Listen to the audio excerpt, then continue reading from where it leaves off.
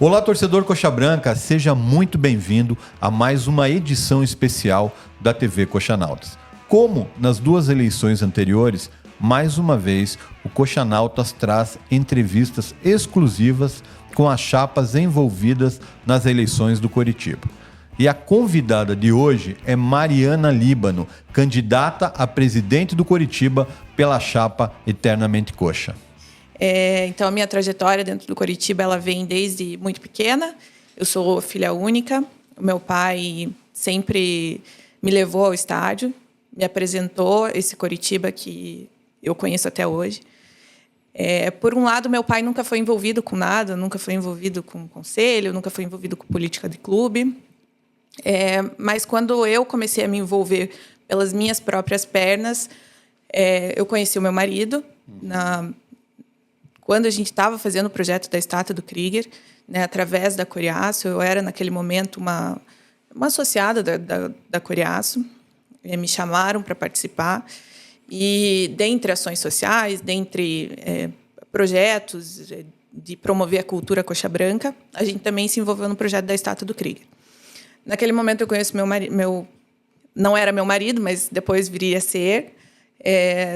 Conheço o Jussi, que era um dos idealizadores desse projeto tão bacana que foi, né, do projeto do Krieger.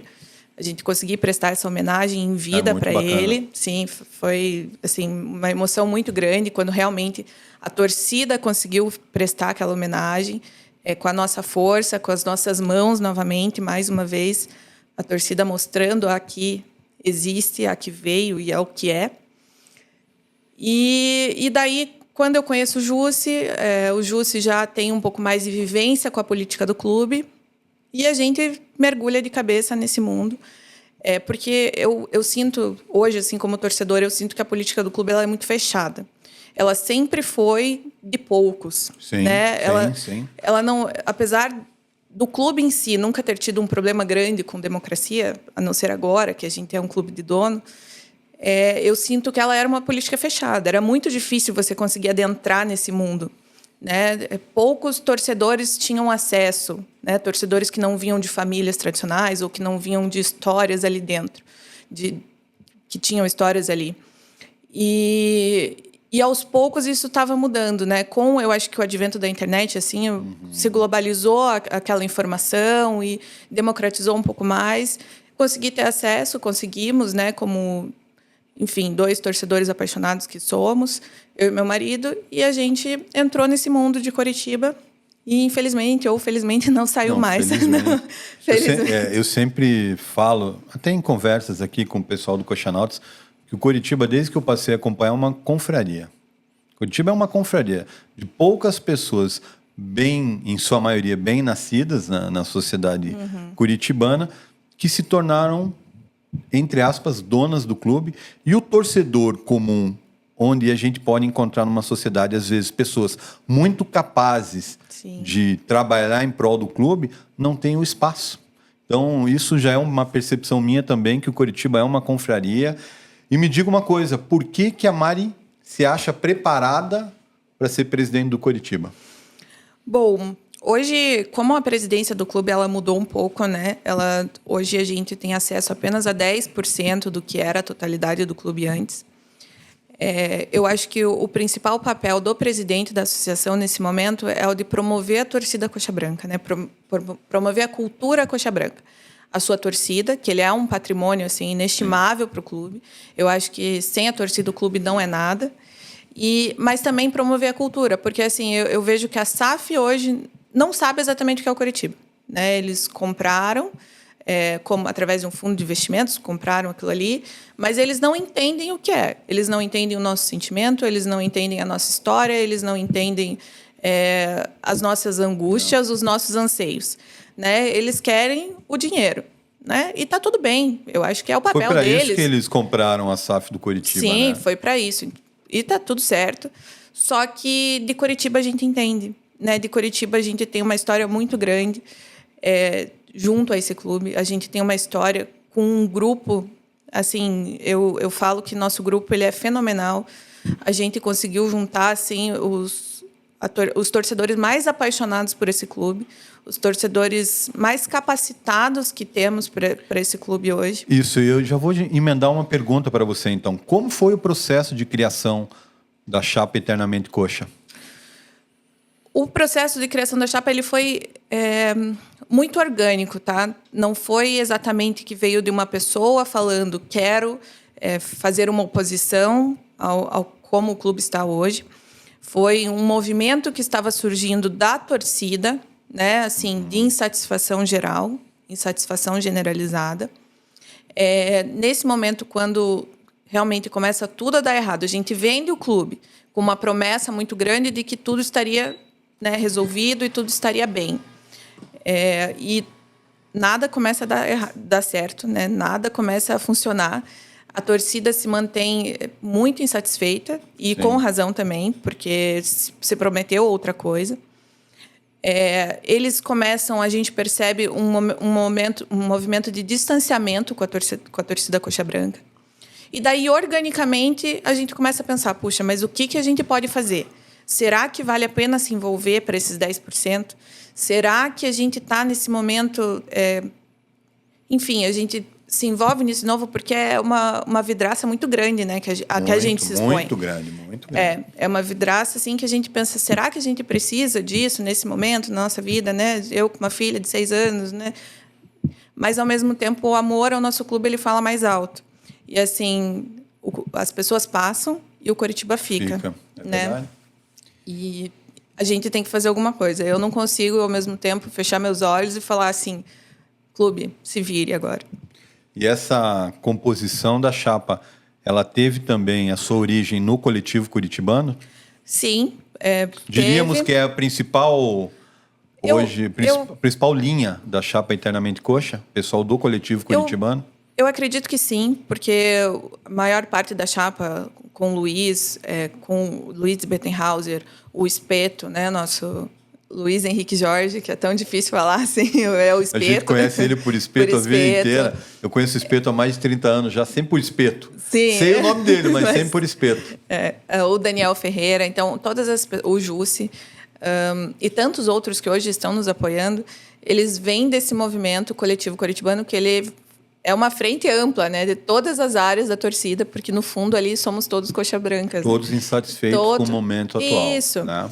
E, na verdade, assim, não é que a gente quer fazer a oposição, é que a gente quer ser a cobrança por ser a cobrança. A gente realmente quer ser a cobrança para a gente, poxa, vamos tentar ajudar.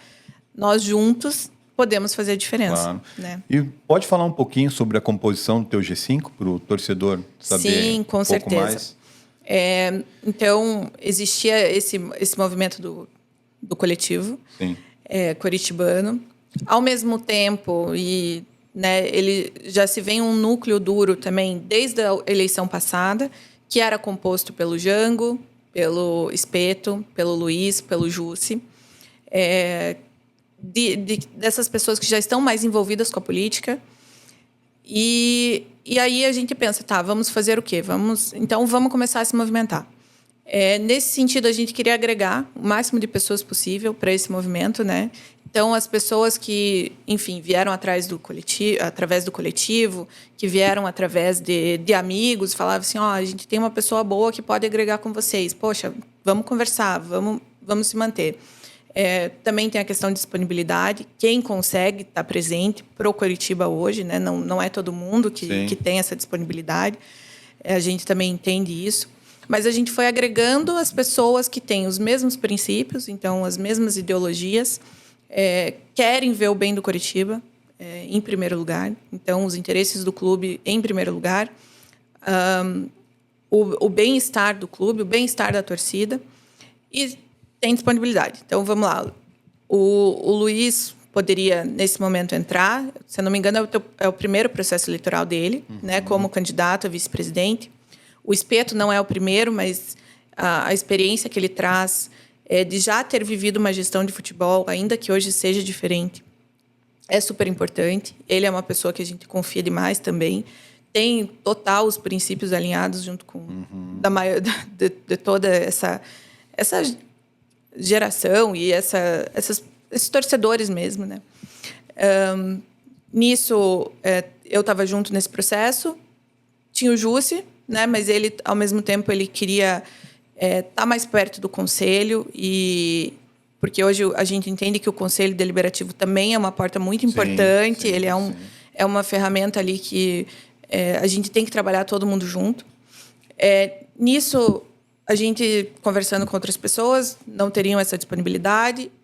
Um amigo indicou o Guilherme Estival, que ele hoje ele é vice-presidente, se não me engano, do Trieste. Né? Ele é coxa branca também, de família coxa branca. Princípios alinhados, conversamos com ele. Ele tem bastante a contribuir com o clube, com a vivência dele. O Trieste, ele não sabe dizer ao certo porque não tem exatamente um registro, mas o Trieste foi um dos primeiros clubes amadores a se tornar SAF, né? Há 20 anos atrás. E o Trieste tem um caso de sucesso com a SAF, né? Sim. Então, ele poderia agregar nisso. E, por último, adentra no nosso núcleo o Daniel Ferreira, que é um historiador, uma pessoa que entende de Coritiba também muito, né, junto com o Luiz, assim. E aí fechamos o nosso... Cada um com seu perfil, Cada um com seu perfil. Pessoas novas, mas mesclando também com uma experiência que é tão necessária. Claro. E a formação de novas lideranças. Hoje, a gente tem 2 chapas concorrendo às eleições do Coritiba. Coritiba Independente, a Eternamente Coxa. E também temos várias pessoas que participaram, né, das gestões do clube nos últimos anos, que optaram por não entrar em nenhuma das chapas, né? Principalmente, eu acredito, até pelo momento que o Coritiba vive. Houve alguma tentativa por alguma das partes em união de forças para uma chapa única, para que não houvesse bate-chapa nessa eleição? Teve essa tentativa? Teve. Partiu de quem, Mari, essa tentativa? Essa tentativa ela partiu do Jamil, né, o atual presidente do Conselho Deliberativo, que cumula o cargo hoje de presidente do Administrativo também. Ele procurou o ex-presidente Jonetes para um bate-papo, para uma conversa. Só que... E daí estava presente nesse momento Jamil com o Caio Chani, né, acho que representando a ideal, né, a situação atual. O presidente Jonetes, que cedeu o espaço para a gente ter essa conversa. O Jussi, Luiz Bettenhauser, Django e Espeto. E eu. Naquele momento, o Jamil foi honesto, eu acredito. Ele foi sincero. Disse que o momento era de unir forças. A gente, de fato, concorda com isso. Eu acho que o momento é de realmente a torcida estar mais unida do que nunca. Sim. Em prol do Coritiba. Eu acho que é dessa maneira que a gente vai demonstrar nossa força perante a SAF. Mas o Jamil também foi muito honesto quando ele disse: o nosso compromisso é de colocar Glenn, Sérgio e Juarez Moraes como natos no conselho. Só um parênteses aí, então. Você está me dizendo que para eles aceitarem essa composição de forças, eles impuseram Sim. a questão do Glenn e do Juarez como conselheiros natos, é isso? Isso, essa exatamente. foi a condição. Essa era a condição. E a nossa condição era justamente que essas pessoas e mais algumas outras não estivessem presentes numa composição. Primeiro porque foram essas pessoas que colocaram o clube nessa situação, que venderam o nosso clube e venderam de forma, no mínimo, triste, com as condições que hoje a gente tem acesso aos poucos, mas a gente fica abismado pensando assim, como que aceitaram esse tipo de negociação? Então, a gente já tinha isso muito claro. A gente aceita a composição desde que a gente tinha uma lista de nomes. Esses nomes não estejam presentes. A proposta partiu deles. A proposta partiu deles, mas como a gente já imaginava que seria uma proposta de composição, a gente falou, bom, pelo Coritiba a gente tá tudo certo, a gente aceita, desde que essas pessoas não estejam. A gente estava com uma lista impressa, o Jussi estava com essa lista impressa, e quando o Jamil coloca essas condições do grupo deles, como o compromisso que eles tinham assumido com essas 2 pessoas, a gente já fala que não teria, então, como prosseguir, porque essa era a nossa única condição para que uma composição existisse. E nessa tentativa de acordo, surgiram a imposição de nomes para compor o G5 também, ou não chegou a se discutir isso? Não se chegou a discutir nesse momento. O Jamil se colocou à disposição para ser o presidente, porque naquele momento a gente tinha dificuldade de falar quem seria o nosso nome a presidente. Mas eu sei que a partir daquela reunião, eu acho que uma chama de insatisfação e indignação acendeu assim em todo mundo. E aqueles que estavam meio balançados falaram, não, é agora então que a gente tem que fazer alguma coisa, porque além do nosso clube ser vendido da forma que foi, essas pessoas ainda vão ficar lá para sempre. Então, ali acabou qualquer tentativa de acordo. Agora, uma coisa que eu não poderia deixar de perguntar, isso é uma coisa que a gente lê muito por aí, se fala muito também em grupos de WhatsApp. Você foi uma das apoiadoras da chapa Coritiba do Futuro nas eleições de 2017, que acabou elegendo o Samir Namur para presidir o Coritiba. Uma gestão que foi extremamente danosa para o Coritiba sob o ponto de vista campo. Não estou nem discutindo a questão fora do campo, administrativa. Pelo menos a gente sabe que o Couto Pereira era bem cuidado, coisa que recentemente a gente viu que nem isso estava acontecendo. Mas dentro de campo, a gestão do Samir ela foi muito ruim para o Coritiba. No meio da gestão, você deixou de apoiar o Samir. O que aconteceu naquele momento? Eu gostaria que primeiro você falasse como foi a construção, né, desse apoio ao Samir. Depois, vocês rompem com o Samir. Na eleição seguinte, vocês formam uma chapa com o próprio Espeto, com o João Carlos Viale como candidato a presidente, sendo oposição ao próprio Samir. Como aconteceu todo esse processo dessa ruptura com o Samir? Bom, Ricardo, eu acho que eu vou voltar ao que eu falei lá no começo. A vida política do Coritiba ela sempre foi muito fechada. E quando o Samir ele assume como presidente do Deliberativo, né, ele ganha a eleição lá dentro como conselheiro e, enfim, como presidente do Deliberativo. Naquele momento, eu acho que ele começa a ganhar um pouco de força, um pouco de notoriedade. O grupo que tinha em volta dele, né, e eu me enquadro nisso, o Jussi se enquadra nisso, nós éramos um grupo que a gente tentava fazer assim, vamos romper barreiras. A gente vai romper com o tradicionalismo que sempre existiu dentro do Coritiba. E eu acho que a gente, num primeiro momento, se conseguiu isso, realmente. Então, era realmente no que a gente acreditava. A gente acreditava que aquele romper com o tradicionalismo, com a aristocracia que existe dentro da torcida do Coritiba, era vantajoso ao clube. Né? Você abrir espaço para novas pessoas, você abrir espaço para novas lideranças. E a gente fica contente com esse primeiro objetivo.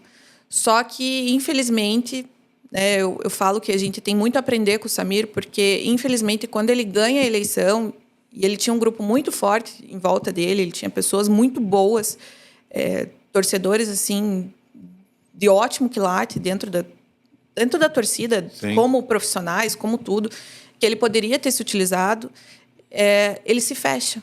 Eles se fecham entre eles. O G5 foi eleito naquele momento, então se fecha Samir, se fecha Baggio, se fecha Eduardo, Jorge e o Aníbal. E eles não escutam mais ninguém. E tudo bem também, eles foram eleitos, eu acho que eles podem seguir da forma que eles acham. Só que, enfim, a gente a todo momento tentando falar assim, poxa, Samir, mas não está dando certo, isso daqui não vai dar certo, isso daqui, né, pô, tá claro que não vai funcionar, não, e insistindo naquele mesmo erro. Chega ao ponto crucial, eu acho que foi quando o Pastana estava como diretor de futebol, teve aquele episódio do festeja com os jogadores, sim, aquele pós-jogo contra o Paraná, que foi assim extremamente desgastante para tudo. Naquele momento eu lembro que teve uma reunião com poucos apoiadores ainda dele, mas que eu fui eu lembro que eu imprimi assim tudo, eu fiz um histórico do Pastana e se falava, não, o Pastana é o rei do acesso. Gente, pelo amor de Deus, ele tinha tido um acesso para a Série A. Isso em 2018, né? Isso, ele tinha tido um acesso para a Série A. E o resto era acesso de D para C, de C para B, umas coisas assim que não eram compatíveis com a grandeza do Coritiba e com o que a gente precisava naquele momento. Eu lembro que eu questionei muito ele, eu falei assim, olha, tudo bem, então... ele falou, não, a gente está com ele, agora não faz diferença, faltava ali, sei lá, 2 meses para o campeonato acabar, 3 meses. Agora não adianta, ele vai ficar até o final, ele já está aqui. Eu lembro que eu falei assim, olha, Samir, eu acho que Isso numa reunião grande, tá? Com muita gente, vários apoiadores. Eu falei assim, tudo bem. Eu acho que a presença dele não vai fazer diferença. O elenco já está montado, agora não tem mais nem janela de transferência, a gente não pode mais contratar ninguém. Por mim, já mandava ele embora, porque agora é só os jogadores que podem fazer alguma diferença ali dentro. E o grupo ele estava disposto realmente a subir. Só que, enfim, só que daí eu falei assim, só que eu espero que quando a gente suba, ele não esteja mais aqui. E ele se comprometeu naquele momento. Ele falou assim, não, se a gente subir, ele está fora. E eu falei, então tá bom. E foi muito decepcionante quando a gente sobe, realmente, né? Eu acho que foi ali, o grupo se fechou, depois daquele episódio do festejo, os jogadores se fecharam entre eles e falaram, não, a gente então tem que demonstrar que a gente está aqui. E o Samir mantém o Pastana para uma Série A. Então, naquele momento, assim, qualquer tipo de apoio que a gente tinha dado para ele, acabou, né? Ele era um amigo pessoal nosso, mas, assim, como presidente, a gente já não podia mais apoiar de forma alguma, porque na nossa vida, eu acho que a minha vida e a do meu marido, ela é muito pautada no bem-estar do Coritiba. E, naquele momento, não era o que estava acontecendo. Então, a nossa relação, daí, a partir daquele momento... Isso por conta do Pastana, então? Por conta do Pastana. Foi realmente... Na verdade, o episódio do Pastana mostra um pouco do que era o Samir Namur naquele momento. O Samir se fechou demais. Ele tinha as convicções dele, mas a gente sabe que um líder ele tem que escutar as pessoas, né? Ele não precisa levar para frente o que a pessoa trouxe para ele, mas ele tem o poder de poder abstrair algumas coisas e aproveitar outras. Isso. E realmente não foi o que aconteceu. Porque isso ficou muito... quando a chapa Eternamente Coxa ela se lançou, nós, do Coxanautas, divulgamos, inclusive, né, nas nossas redes sociais, e muitos comentários realmente eram, não, a mesma turma do Samir, aquela coisa. Então, isso é uma coisa que a gente precisava esclarecer. Não, com certeza. Né, porque, vendo as duas chapas, eu diria que cada uma, assim como a outra, tem 1/3 de pessoas da atual gestão, mas tem 2/3 que não são também. E a mesma coisa vocês, óbvio, você fez parte da chapa do Samir, né? O Júcio, seu marido, fez parte da chapa do Samir, o Espeto fez parte da chapa do Jonedes, fez parte da chapa do Viário. Do Wilson. Eu diria que as duas chapas são coisas novas. Né? Nem tanto uma para Coritiba Ideal, nem tanto a sua também para Samir Namur. É diferente de eleições anteriores, quando o presidente do clube tinha a chave do clube. Hoje é diferente. Sim. O presidente do Coritiba ele vai ter 10% do Coritiba hoje. E você acha que é possível, com esses 10%, cobrar a Tricorp para que ela entregue aquilo que ela prometeu? Ou melhor, que ela entregue aquilo que ela pagou e não entregou até agora? Eu acho que é bom a gente falar que assim, a gente tem os 10%, mas a gente não tem gerência nenhuma no futebol, nas categorias de base, no futebol feminino, tá? Apesar disso, apesar de a gente não ter qualquer tipo de gerência... Mas, com licença, mas mesmo assim, você com 10% pode incomodar no conselho da... Com certeza. Para cobrar coisas relativas ao futebol, inclusive, né? Sim, não, com certeza. A gente pode cobrar e é isso que a gente pretende, né? Só que a gente vem um pouco antes disso. Por que a gente fala que é tão importante que uma massa venha junto com essa oposição que está se formando aqui, né? Que ela existe hoje. Para justamente a Tricorp e a SAF entender o tamanho da oposição que eles têm. Por que a gente precisa de uma votação expressiva? Por conta disso. Porque aí a gente tem mais legitimidade ainda para falar. Olha aqui, a gente tem uma legião que está contra o que vocês estão fazendo. Então comecem a nos escutar. Deliberativo, né? A maioria do Conselho Deliberativo, mas não só do Deliberativo. Isso também é muito importante, porque é aí que a gente vai ter governabilidade. Mas no sentido de mostrar assim, olha, a torcida, da mesma forma quando foi a rejeição do Estatuto, 90% quase, né, rejeitaram o Estatuto Novo, eu acho que daí eles já pensam assim, puxa, acho que a gente está indo pelo caminho errado. Então, vamos começar a escutar. Né? Vamos... Porque, assim, se a gente der as mãos, eu acho que vai ser muito mais fácil, né, para todos o sucesso do Coritiba e o consequente sucesso da Tricorp. Eu acho que se a gente tiver a todo momento um embate, eu acho que isso vai dificultar para todo mundo. Né? Você fala do torcedor com a diretoria da associação. Do torcedor com a SAF. Da associação com a SAF. Não, sim, mas quando você fala dessa união, é do torcedor com a diretoria da associação. para poder cobrar a SAF. Isso. Tá. No primeiro momento, essa união da torcida com a associação, mas também depois, num primeiro momento, a gente se aproximar da SAF para tentar fazer um trabalho em conjunto.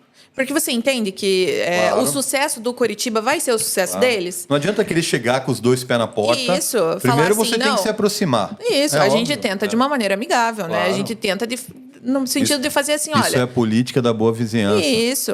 Vocês entendem de ganhar dinheiro? A gente entende de Coritiba. Vamos fazer uma parceria de sucesso? Porque, assim, a gente tem que fazer eles entenderem que o quê? O Coritiba é um clube de futebol. Eles não podem falar assim, pra gente tá bom estar na segunda divisão porque o nosso investimento cai pela metade. Não. O nosso clube é um clube de futebol. A gente precisa figurar entre os maiores clubes do Brasil para a gente ganhar alguma coisa e para o clube valorizar, porque do jeito que tá só decaindo a nossa valorização e não faz sentido continuar dessa forma, né? Então, eu acho que essa parceria, no primeiro momento, é a forma que a gente vai tentar se aproximar deles. Não deu certo, a gente tem uma legião junto com a gente que também não está gostando. Então, assim, vamos rever. Não vai funcionar ainda? Puxa, daí a gente vai precisar de outras estratégias mais enérgicas, mais radicais, mas sempre com bastante respaldo, né? A gente também não pode ser inconsequente de falar assim, não, vamos a qualquer custo tentar tirar a SAF de lá, a qualquer custo fazer eles venderem a SAF. Não, vamos ter consciência, pé no chão, mas nós sermos muito firmes no sentido de que os interesses do Coritiba têm que estar sempre respeitados e sempre em primeiro lugar. Esse ser muito firme passa muito pelos 10%, pela cadeira que a associação tem no Conselho da SAF. Sim. A Eternamente Coxa já definiu o nome da pessoa que vai compor a cadeira no Conselho? Sim. A gente tem esse nome. Quais foram os critérios que vocês utilizaram para isso? É justamente isso que a gente pode falar nesse momento, né? O nome não. O nome não, infelizmente, porque é uma questão de viabilidade, né, Ricardo? Vai que eu falo para você assim, nosso nome vai ser tal. E daí... Mas os critérios quais foram? Claro.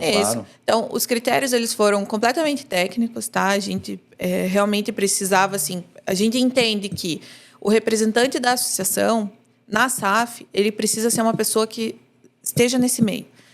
Qual meio? O meio corporativo. Exato. Tá? Para ele conseguir realmente dialogar com eles de igual para igual. É muito difícil hoje você colocar uma pessoa lá que ele esteja numa posição de mais subordinado do que um igual. Eu falei isso na entrevista anterior, que existe um conflito de interesses quando você põe para fiscalizar aquele que participou da venda. Com que legitimidade ele vai cobrar? Exatamente, né? Não tem legitimidade Então, eu acho que alguma. um dos grandes pontos em relação à ocupação da cadeira da associação no Conselho da SAF é que a pessoa tenha autonomia para cobrar. Porque você não pode dizer amém para algo que você vê que está dando errado. Isso. Todo mundo viu o que aconteceu com o Coritiba dentro de campo. E o Coritiba é Coritiba Futebol Clube. Não adianta dizer, mas o Couto Pereira está bonito. Isso é obrigação. É o mínimo, é a nossa casa. O marketing está legal. O marketing está sensacional. Finalmente, né? Porque o nosso marketing no começo estava péssimo. Aquele episódio do Thiago Heleno, eu não engulo até hoje. Pelo menos, a gente está gravando esse programa na segunda-feira, pelo menos ontem eles ironizaram a queda do nosso rival, bate palma, aplaudir. A gente vai bater palma quando a coisa é bem feita. Agora, de nada adianta isso se o futebol não tiver bom. Né? Então, você tem que ter no conselho alguém que tenha autonomia para cobrar. Só que não adianta, o representante é amigo da Mari, por isso que ele está lá. Não, eu acho que ele é capaz, não é isso. A gente precisa de uma pessoa que entenda de negócios, principalmente. Por quê? Porque esse pessoal da Tricorp, eles vão engolir se a pessoa não for bem preparada. Sim, exatamente. Eles vão empurrar a goela abaixo o que eles quiserem se a pessoa não tiver o devido preparo. Então, o mínimo que nós, sócios do Coritiba, esperamos é que a pessoa que seja escolhida para estar lá seja preparada. E Com coxa certeza. branca, né? Não, então, aí vem os nossos critérios, né? Então, a pessoa do mundo corporativo, uma pessoa que tem experiência em gerir empresas, de preferência era no cargo de CEO, e uma pessoa, e daí essa pessoa, por coincidência não, realmente, ela é um CEO de uma empresa nacional e já atuou como CEO de uma empresa de multinacional. É uma pessoa que tem experiência em M&A, que é a compra e venda de empresas. É coxa branca roxo, que era também uma das nossas condições, porque eu acho que a pessoa, justamente tudo que você falou, a pessoa que for estar lá, ela tem que estar, os interesses do Coritiba em primeiro lugar, os interesses do Coritiba em primeiro lugar. Não é o meu, não é a minha cadeira aqui que importa, não é o que eu acho que está certo, não. É para o Coritiba, o que vai funcionar nesse momento. E que tenha capacidade de dialogar. Então, a gente tem esse nome, é um nome que a gente tem extrema confiança. Ele já aceitou o convite? Já aceitou o convite, já deu sua palavra que, se a gente tiver eleito, sim, a gente pode contar com ele. E é nesse sentido que a gente fala. No primeiro momento, vamos tentar conversar com a SAF. Né? Temos armas para isso, de forma amigável. Não é agir já de forma... não é nem contra, mas já em forma de ruptura mesmo, né, com a SAF. Eu acho que realmente o caminho é esse, é buscar um diálogo. Isso. Não deu certo, aí parte para outras medidas. Eu acho que seria responsabilidade nossa a gente falar assim, não, a gente vai... Entrou lá com os dois pés na porta, acabou. Acabou a bagunça, rompemos com a SAF. Não, eu acho que... Eu tenho uma dúvida, e eu não sei se você pode sanar ela para mim, mas a pessoa que é escolhida para compor o conselho da SAF hoje, como representante da associação, ela tem uma gratificação? Ela recebe algo para isso? Eu não tenho essa informação. Que é importante, eu acredito que não. Eu não sei, realmente eu não tenho essa informação. Mas, de fato, essa pessoa não precisa de qualquer tipo de gratificação. Qual que é o teu posicionamento e da tua composição, principalmente do G5, em relação ao momento do Coritiba, a atuação da Tricorp nesses praticamente 2 anos de gestão? Eu acho que, primeiro, é decepcionante. Né? Eu acho que, infelizmente, eles compraram o nosso clube achando que talvez seria fácil. Ao mesmo tempo, eu não vejo tanto empenho em fazer dar certo da parte deles. Né? Eles não estão próximos aqui, eles realmente delegaram as funções para... qualquer... E delegaram mal, né? Muito. E delegaram muito mal. Então, eu fico decepcionada, tá? De fato, pessoalmente, eu não acreditava que a SAF era a salvação do Coritiba. Eu sabia que a torcida estava toda encantada por esse canto da sereia. É a única salvação que nós temos. A gente não tem dinheiro, a gente vai falir. Eu acredito que não. Né? Eu nunca acreditei que o Coritiba estava... Que a situação era difícil, a gente já sabe há muito tempo. Só um parênteses. Qual foi seu voto quando ocorreu aquela Assembleia Geral para a escolha da SAF? Foi contra? Contra, porque eu nunca acreditei que o Coritiba precisava disso para realmente continuar funcionando. Entendo que a torcida tenha entendido isso, porque foi a história que foi contada, né, naquele momento, que o Coritiba precisava, mas eu nunca acreditei. Então, ao mesmo tempo, assim, é decepcionante para mim, mas, puxa, eu já esperava. Não esperava tanta coisa diferente, tá? Uhum. Porque, justamente, eles não tinham experiência nenhuma no futebol, né? Eles têm experiência lá na Tânia Bulhões, vão lá, colocam um pouco de dinheiro e ganham de volta, mas no futebol é diferente. E pior, no futebol do Coritiba, um time que tem uma torcida gigantesca, um clube de 115 anos de história, você chegar lá sem qualquer tipo de experiência, assim, era...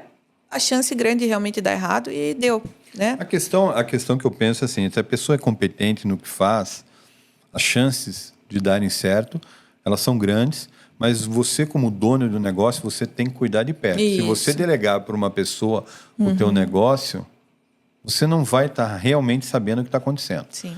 Tudo bem, você delegando para pessoas competentes, ok, a pessoa vai tocar, você acompanha, mas mesmo assim eu vejo que tem que acompanhar de perto. No caso do Coritiba, o primeiro CEO escolhido, e eu não preciso falar nisso aqui, a gente viu o resultado que deu. Sim. O Coritiba jogou o maior orçamento da história no lixo, com contratações, né, milionárias que não deram resultado algum. Então, isso mostra muito como vem sendo a atuação da Tricorp.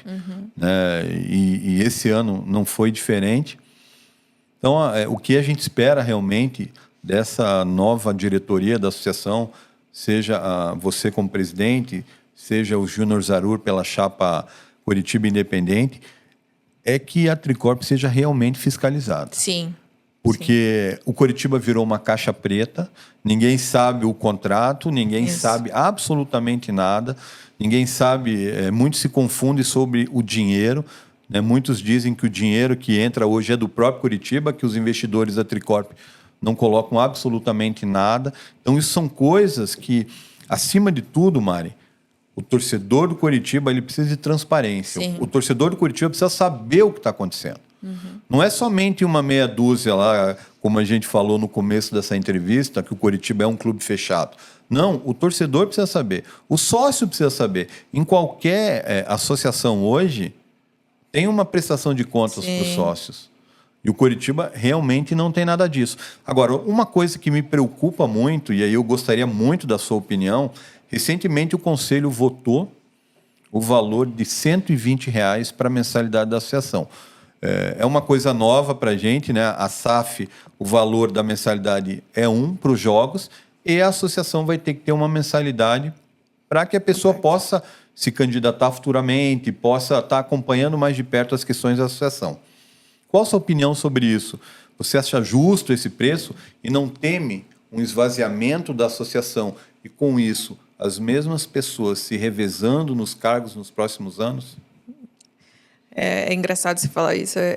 É óbvio que, assim, para mim, ficou claro que foi uma manobra justamente para você manter sempre as mesmas pessoas no poder. Só um parênteses, tá? Se para você que está envolvida, se para mim, aliás, que não estou envolvido na política do clube, isso fica muito claro, imagino para você que está dentro da política do clube. Então, é um absurdo, né? É um absurdo eles... os conselheiros que estão lá hoje, né, que é quem vota e aprova o orçamento do próximo ano, terem aceitado esse valor de R$ 120 mensais, porque hoje a associação ela não oferece nada para o torcedor, né? De fato, a gente não consegue nesse momento oferecer nada. Piscina, não tem uma piscina, não tem um clube social, né? Uma festa, não tem um outro esporte, nós não temos nada nesse momento. Você cobrar R$ 120 mensais para nada, ou simplesmente para você poder participar da vida política, no nosso país hoje, que passa por dificuldades, e um clube que se coloca como clube do povo, você realmente fechar, você elitizar ainda mais aquilo que já sempre foi elitizado, que sempre o acesso foi dificultado. Então, nós hoje, como grupo, somos completamente contra esse valor. Como primeiro fato, né, que a gente vai ter que trabalhar em cima e de forma imediata, além do contrato, que a gente tem que entender esse contrato, de fato mudar essa taxa, porque a gente tem prerrogativa para isso, a gente pode convocar o Conselho Deliberativo para alterar essa taxa. Já tem uma ideia de valor que vocês colocariam ou não? A gente até estava conversando um pouquinho antes, que eu estava com o Luiz e com o Espeto aqui, e com o Jussi. A gente tem o exemplo da SAF do Bahia, né? O Bahia hoje cobra R$ 20 mensais. A gente tem o Espeto, por exemplo, que ele acha que, na verdade, tinha que ser nada. A gente tinha que tentar negociar com a SAF um repasse da mensalidade do sócio mesmo, do sócio que paga para assistir os jogos. A gente conseguir uma parceria com a SAF para, enfim, ter acesso a esses nomes. E eles se tornarem sócios da associação também, por tabela, digamos assim. Isso, né? Pode ser colocado em votação também no deliberativo? Isso pode, desde só que a gente tem que negociar com a SAF primeiro. Então, no primeiro momento, negociar com a SAF. Se não for possível, a gente, de fato, tentar um valor o mínimo possível, né, que não afete o orçamento das pessoas, que não seja um impeditivo, a questão financeira não seja o impeditivo para a pessoa poder participar da vida política do clube. Porque eu acho extremamente, no mínimo, antidemocrático você limitar a vida política do clube só às pessoas que têm dinheiro. Né? E tem pessoas na tua chapa hoje que participaram dessa votação? Tem conselheiros que participaram? Nós temos 2. E votaram... Não, tem o Espeto, também tem os vitalícios, né? Tem alguns que, assim, são apoiadores da nossa chapa, mas que foram os que votaram contra, né? Então, não... A posição da nossa chapa Coxa é contra esse valor? Contrária, com certeza contrária. Como eu falei, é um dos primeiros atos que a gente vai ter que trabalhar em cima desse valor e realmente, no mínimo, diminuir, né? Para muito menos, para um valor bem menor do que até porque fica muito claro, né? Hoje em dia, para alguns, o valor de R$120 pode parecer nada. É mais valor, até porque, agora, eu já fiquei na dúvida, além do sócio SAF, além dessa taxa, ainda teria mais o valor para ser conselheiro. Do conselheiro, isso Então, existe. o valor, né, ficaria ainda mais alto. Para alguns pode ser nada, mas isso realmente impede, às vezes, que um jovem que tem aspirações políticas, né, e que está estudando somente e não tem condições de pagar uma taxa, ele tem seu direito privado realmente. Então, fica muito claro que esse valor de R$120 é abusivo. É demais. Né? Se você comparar com Bahia, mas lá o povo baiano, a renda per capita é menor. Não interessa, a gente vive no mesmo país. O Coritiba não pode ser um clube elitizado. Não. O Coritiba tem que ser um clube do povo. Isso é uma coisa que a gente bate muito aqui no Coxanautas. Sim. O Coritiba precisa ser de todos, não de uma confraria. Algo que a gente viu ao longo dos anos. Outra coisa um assunto importante que eu acho, recentemente, a gente teve aqui, eu vi como uma vitória do próprio coletivo curitibano, do qual o Coxanautas faz parte, a desaprovação da proposta de reforma do Estatuto. Qual a prioridade que a reforma do Estatuto vai ter na sua gestão? Se vocês já conversam sobre isso, se já trabalham pensando nisso?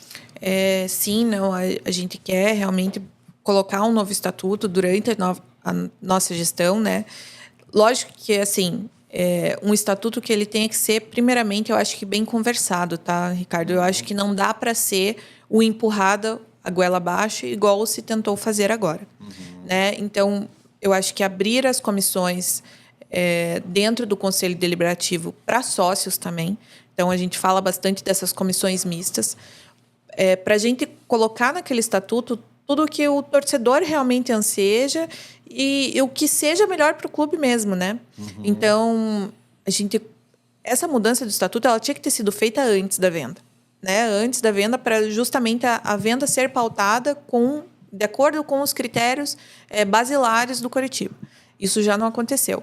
Então, agora, nesse momento, vamos tentar olhar com carinho para esse estatuto, né? E não de forma elitizada, que eu acho que a proposta antiga ela era muito também para poucos. O teu voto também foi por não contra, aprovar. Sim, não, de forma nenhuma.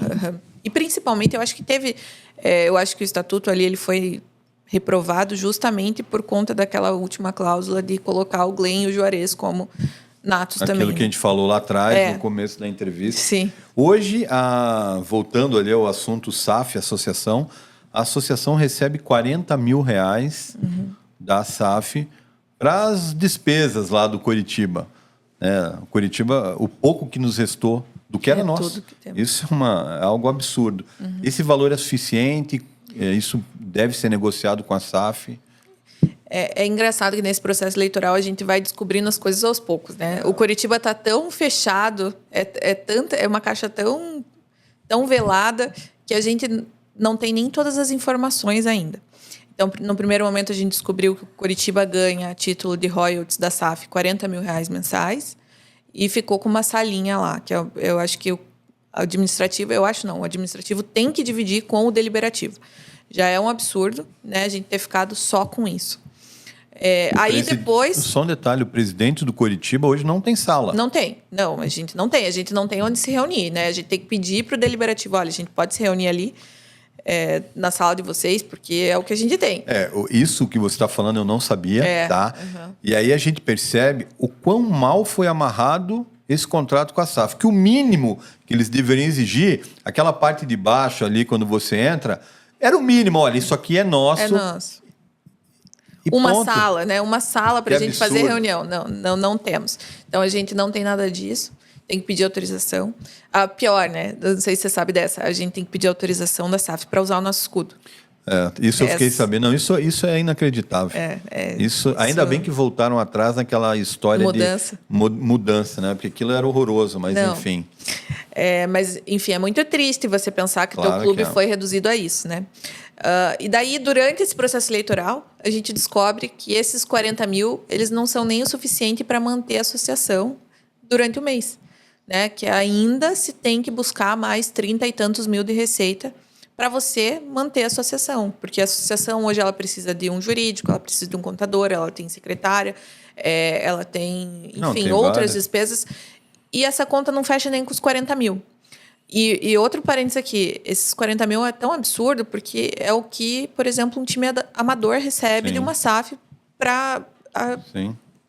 Então, a gente fica abismado com essa negociação que foi feita, né? A gente vê, assim, o quanto os interesses do Coritiba realmente não foram colocados como prioridade. E você sabe qual o cálculo que levou a chegar nessa conta aí de 40 mil? Não sabemos, assim, isso vocês não têm essa informação? Não, a gente não tem essa informação ainda. As informações elas vão chegando aos poucos, né? A gente realmente não sabe qual foi a base de cálculo que eles usaram para chegar a esse valor. A gente não sabe de que forma eles também fizeram o cálculo de colocar a mensalidade de R$120. Justamente, talvez seja para, claro, reduzir a amplitude na política do clube, mas também, assim... acho que 300 pessoas vão pagar. Então, vamos pôr os 120 que vai bater a conta que a gente precisa. Que absurdo. Olha, tem uma coisa que eu vou te perguntar que eu sei que você não gosta de responder, mas como eu estou aqui para te perguntar, eu vou fazer isso.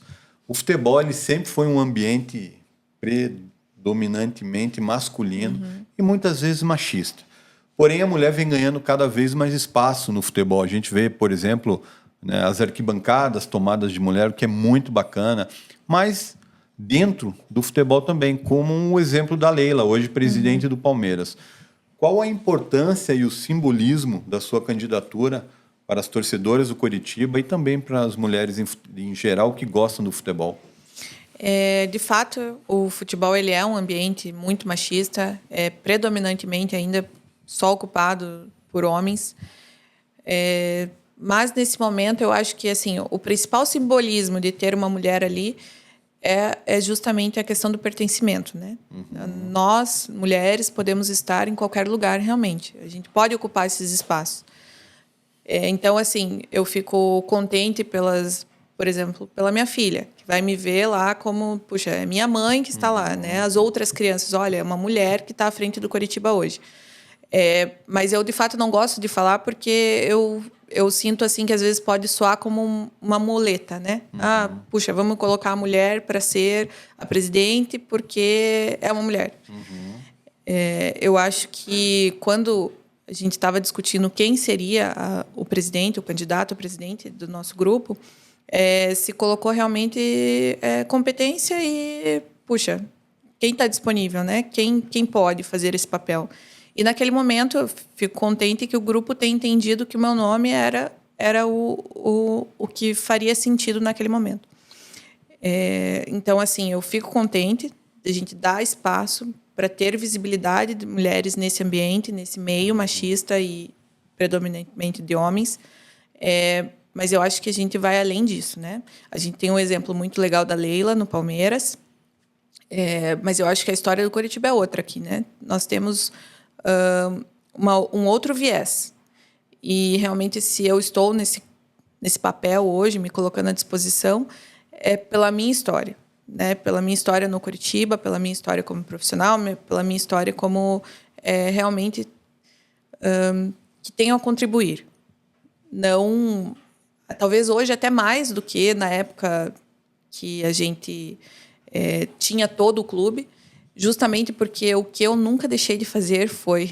nunca deixei de cobrar quem quer que fosse que estava à frente do Coritiba, né?